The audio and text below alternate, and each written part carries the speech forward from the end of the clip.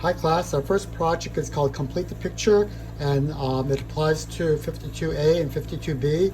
The only difference is that for 52B you're going to be using multiple colored inks, but this will give you an idea of what I'm looking for. So I have a sketchbook. This is my sketchbook, and feel free to practice in your sketchbook.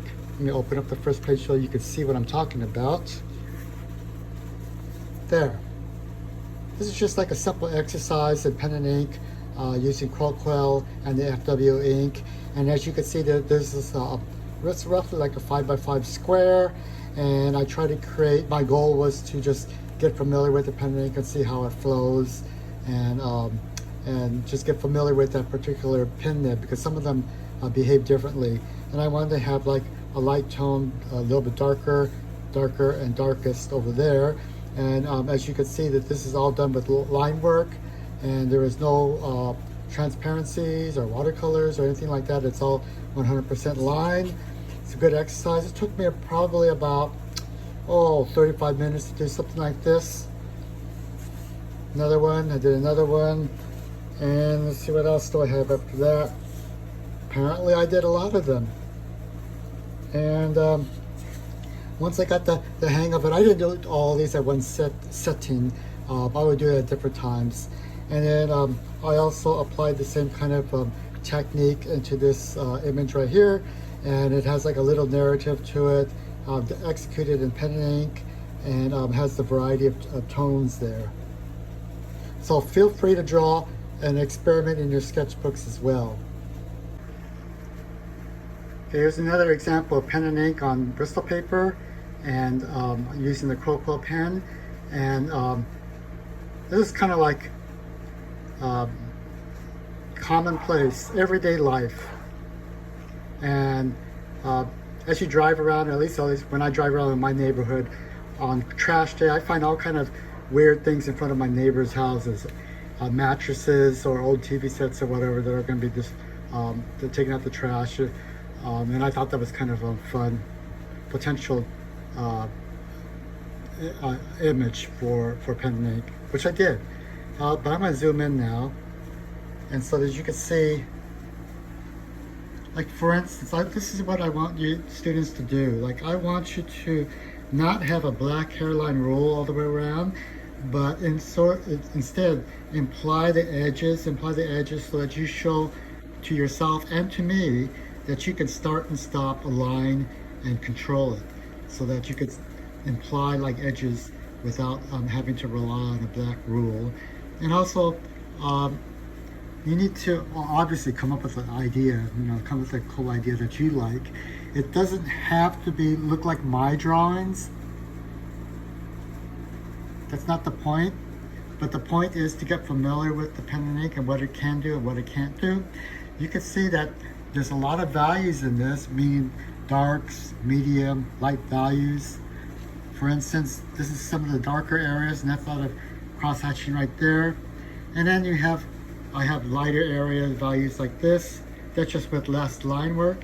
And then coming up to the sky and to these branches, I did know for myself, my judgment was that I did not want to leave this negative space plain white.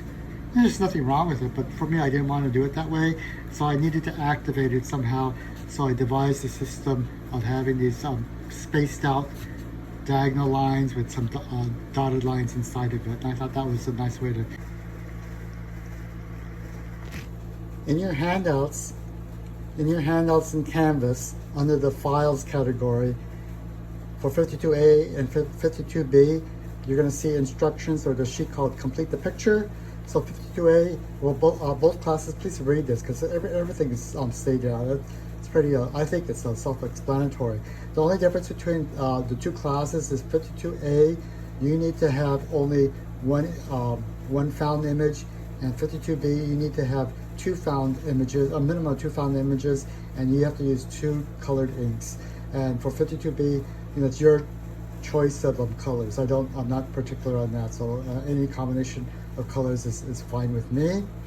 And then also in the handouts, you'll see a sheet like this.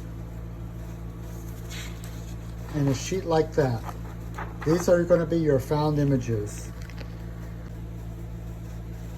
Okay, so for 52A, pick one of these images. Pick one of these images, your choice. 52B, pick two.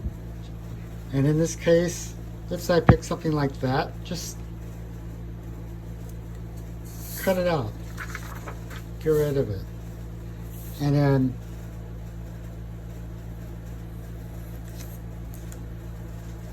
clean it up a little, like so.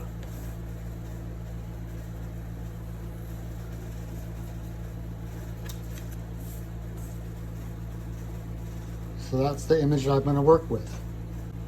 Okay, now this is 8.5 by 11 copy paper. We're going to work in a vertical format. Vertical means that it's longer this way, up and down. And here's my found image. And I'm going to like play around with it. I could do something like that. I could put it like dead center. And that might be fine, I'm not sure. Or I might want to do something extreme, like put it over to the flush right, or maybe I'll do flush left, or maybe I'll do something very radical with it. Maybe I'll turn it upside down and see if I could get something else out of this. Maybe something tricked out, or something unusual, something unexpected. I want you to folks to play around with this. Feel free to like move it around, and then once you come up with a solution or a direction that you want to go in, then go ahead and glue it down. And then think of this. I'm going to move this thing around. Think of this whole piece of paper as a 4-edge bleed.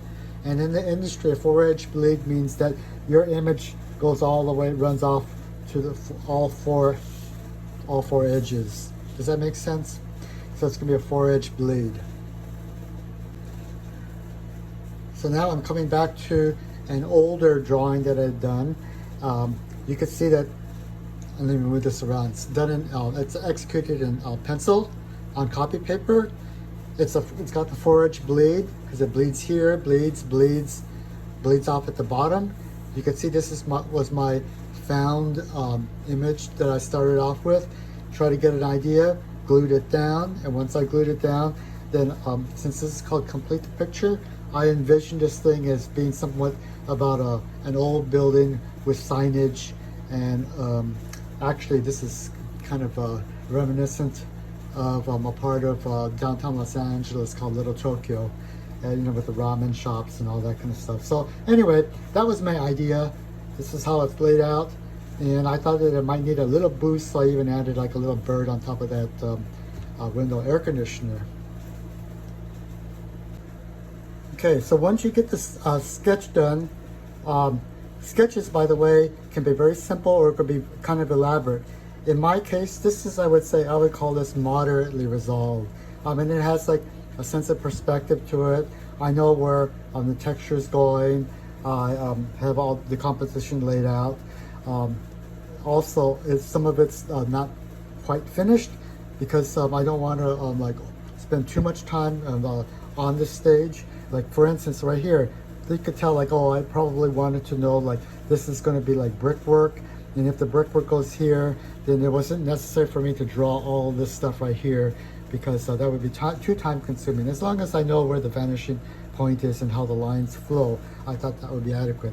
So once I get something like this done, feel free to take a picture of it, and you can send it to me. Just go ahead and send it to me, like to the email address, and then I'll obviously look at it and give you suggestions or pointers or whatever, things to make it better. And then you need to transfer this drawing to the Bristol paper, and because there's no drawing there, so what you do is, a simple way is take some graphite, put it on the back side, lay it down, and then redraw some of the lines. I don't want to waste my nice Bristol paper, so I'm going to take some copy paper, and let's see, let me grab a pencil so that you can see.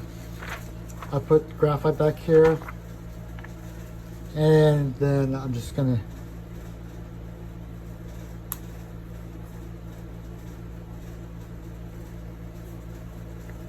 there, can you see it?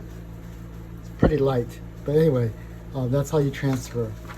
Okay. Okay, so it's my ink, my FW ink. Shake it up.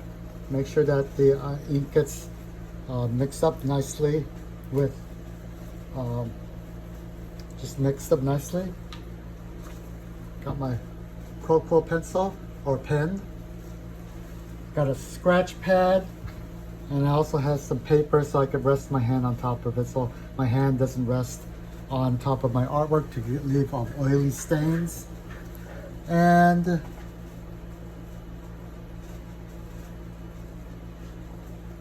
all you do is dip it in.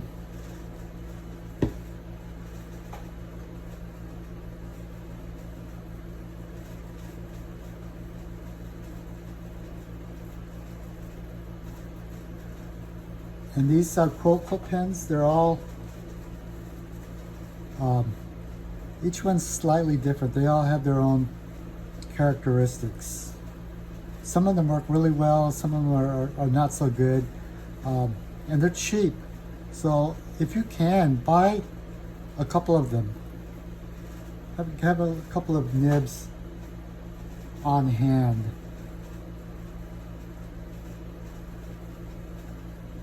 So now I'm cross-hatching.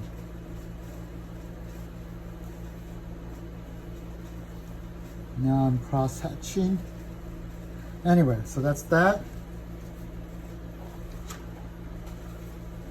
I'm gonna try to make a few lines for you class, for you students here. Rest my hand on top of something like that.